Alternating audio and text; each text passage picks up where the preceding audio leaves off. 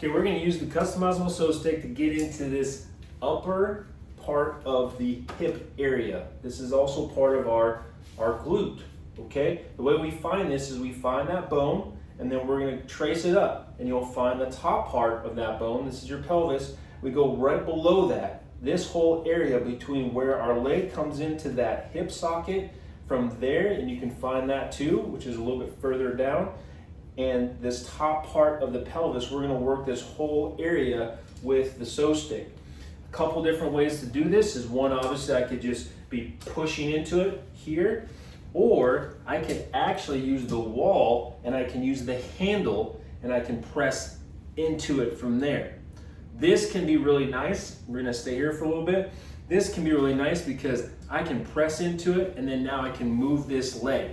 But remember that this stick doesn't have a whole lot of surface area on the wall. So I could be here and I could be leaning forward and I could fall. I don't want to fall, right? So keeping the hand here and just going nice and slow.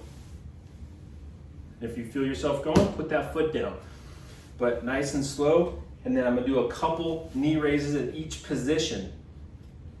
Find that spot.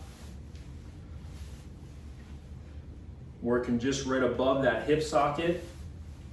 And if I need to lean more into it, I bring my feet further away from the wall. Okay? I can even just stay right here. My feet are planted, and I'm just pressing into it, and I'm just going side to side. Okay? If I don't have a wall, then this is where I can be able to bring it either around my backside here, and I can be able to then get into it. I can still do some movements with my leg to help with cleaning that up. I can bring the leg up here, and I'm just pressing into it. Short little passes, not trying to grind on bone. Find that spot. I can even do a little bit of a seesaw action here, back and forth. Don't aggravate it too much. Get into it, 30, 60 seconds. There, focus on movement.